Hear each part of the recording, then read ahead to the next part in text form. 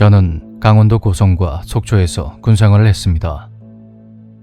부대는 22사단 땡땡연대 지역이었는데 제가 전역되기 64일째 되던 날 분대에 대구 출신의 신병이 들어왔습니다. 저와 같은 동네, 같은 학교 출신인 신병이 왠지 더 반가워서 저는 평소보다 조금 더 과하게 잘해줬던 것 같습니다. 근데 이 녀석이 다른 건 다 괜찮은데 다른 사람이 자기 오른손 만지는 걸 정말로 싫어하더군요. 강제로 잡으면 부대가 떠나가게 비명을 지를 정도였으니 말입니다. 저는 말 못할 상처라도 있나 보다 하고 후임들에게 녀석이 싫어하는 행동은 하지 말라고 당부를 했습니다. 그렇게 한 달 정도가 지난 어느 날 신병은 외곽 근무에 투입되었고 분대장을 떼고 저녁 대기 중이었던 저는 근무 인원이 나오지 않아서 외곽 근무 땜방을 서둘렀죠. 2월달에 외곽 근무에 투입되면 정말로 춥습니다. 그날은 신병은 처음으로 근무를 서는 날이었고 제가 녀석을 데리고 공포탄을 수령한 뒤 대공 근무지로 갔죠. 대공 근무지는 앞뒤가 온통 산으로 둘러싸인 곳이었는데 밤이 되면 뒤쪽에 있는 철책에서 가끔씩 이상한 소리가 들리곤 했습니다. 군필자라면 한 번쯤은 겪어봤을 법한 사람 발자국 소리나 아기 울음소리 같은 뭐 그런 거였죠. 그날도 어두운 근무지에서 신병과 수다를 떨고 있었는데 녀석이 저에게 대뜸 이런 말을 했습니다. 김 병장님, 왜? 저기 혹시 귀신을 믿으십니까? 어? 갑자기 뭔 소리고? 왜? 무서운 이야기 듣고 싶나? 내가 대공에서 있었던 일 이야기해줄까? 아닙니다. 그렇게 서로 10분 정도 어색한 침묵이 흘렀고 그러다가 녀석이 심각한 얼굴로 또다시 입을 열었습니다. 김 병장님, 혹시 3년 전에 할아버지 돌아가시지 않았습니까? 그 말을 듣는 순간 온몸에 소름이 쫙 돋았습니다. 실제로 저희 할아버지는 제가 입대하기 1년 전에 돌아가셨는데 저희 소대장도 모르는 사실이었습니다. 저는 일부러 녀석을 떠보기로 했습니다. 아니? 할아버지 아직 살아계시는데?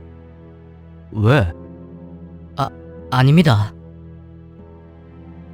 그날 이후로 신병은 매일 근무를 나갔고 그때마다 함께 투입된 선임이나 그 주변 사람들 중에 최근에 세상을 떠난 사람이 있는지 신기하게도 다 맞추는 것입니다.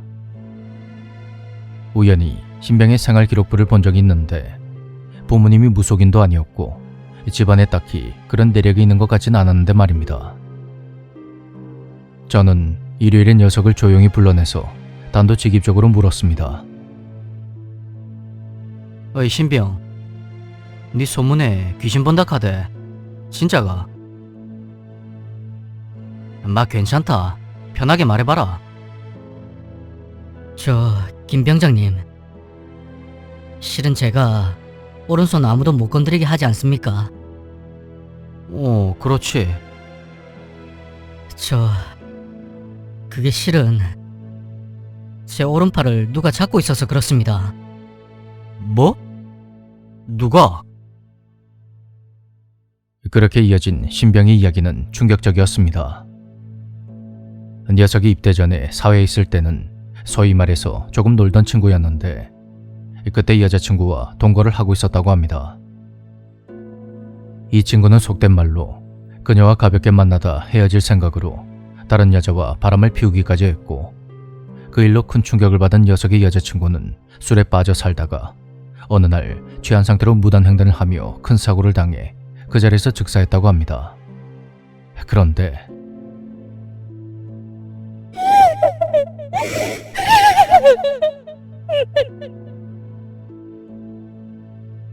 신병이 그녀의 사망 소식을 들은 다음 날부터 꿈에 그녀가 나타나서는 자기 앞에 앉아 하염없이 울더라는 겁니다. 신병이 그녀를 붙잡고 울지 마라, 내가 잘못했다, 다음 생이 있다면 그땐 내가 꼭 함께하겠다 하면서 위로를 하면 그녀는 눈에서 피눈물을 흘리며 이렇게 말한다고 합니다.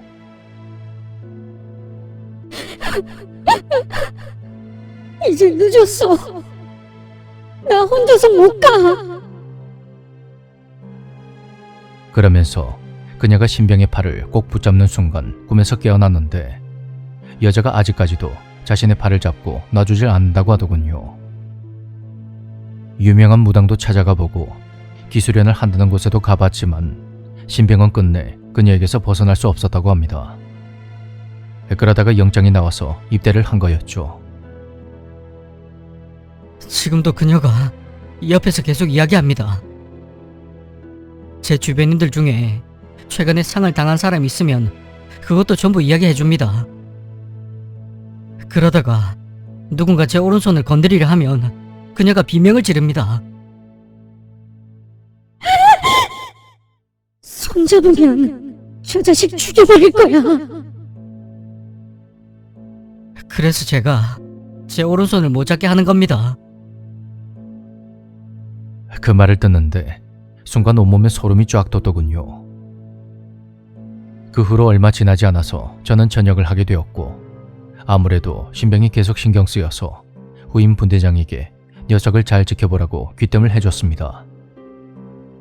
저는 복학을 하고 제 생활로 돌아왔지만 가끔 신병은 잘 지내고 있나 궁금하더군요. 다른 애들 소식도 궁금하고 해서 하루는 전화를 했는데 그때 아주 놀라운 이야기를 듣게 되었습니다.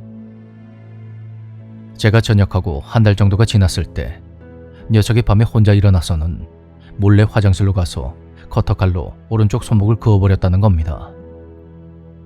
다행히 불침번이 바로 발견해서 병원으로 이송되었다는데 그 사건 때문에 상급부대에서 한 달간 조사가 들어오는 등 난리도 아니었다고 합니다. 신병은 정신 이상으로 의가사 판정이 날지도 모른다고 하더군요. 녀석이 저에게 모든 걸 털어놓았던 그날, 저에게 마지막으로 했던 말이 떠올랐습니다. 저는 괜찮습니다. 애초에 모든 게 저 때문에 그렇게 된 거니까요. 마지막에 저 죽을 때 함께 가줘야 하지 않겠습니까?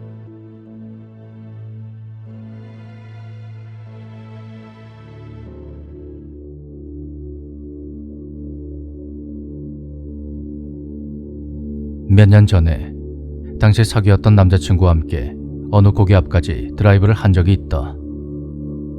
그곳은 지역에서 제법 유명한 심령 스팟이었고 우리는 반신반의하면서 고개 근처에 있는 폐가 쪽으로 천천히 달리고 있었다. 나는 예전에 귀신을 몇 번 마주친 적이 있었고 그래서 잔뜩 긴장하고 있었다. 그날 하필이면 평소 몸에 지니고 다니던 염주를 집에 두고 온 터였다. 그렇게 폐가 앞에 차를 세우고 보니 주변에 온통 출입금지 로프가 둘러져 있었고 이 밑에는 좋게 되어 보이는 풀들이 수북하게 우거져 있었다.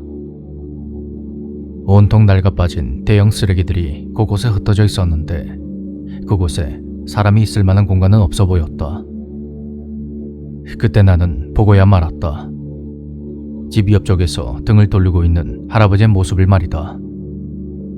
그 옆에는 갓난아기를 안은 여자가 멍하니 서 있었고 나는 그들이 살아있는 사람이 아니라는 걸 직감적으로 알 수가 있었다.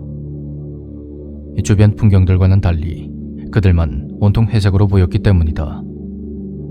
마치 컬러 TV 화면에서 일부분만 흑백으로 출력되는 것 같은 그런 느낌이 들었다.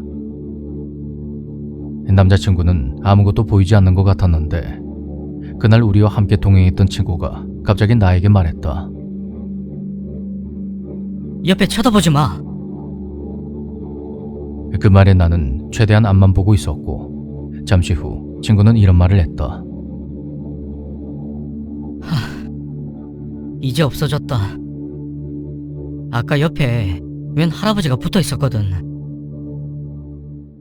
사실 그 친구는 나보다 훨씬 더 영감이 강한 사람이라 직장에서도 귀신을 자주 보는 편이라 했다. 백발머리에 가느다란 몸 그리고 하얀색 셔츠. 친구가 본 할아버지의 모습은 아까 내가 보았던 그것과 똑같았다. 내가 두려움에 몸을 떨고 있자 친구가 대뜸 나를 꾸짖었다. 야, 너 아까 폐가 지나갈 때 집 쪽을 쳐다보고 있었지? 그러면 안 된다니까. 네가 쳐다봐서 그게 따라왔잖아. 그 말을 듣는 순간 심장이 멎을 뻔했다. 그 후로 며칠 동안 난 집 주변에서 그 할아버지를 보게 되었다. 시간이 흘러 결혼을 하고 이사까지 한 뒤에는 보이지 않게 되었지만 문제의 그 고개 쪽으로는 다시는 가지 않는다.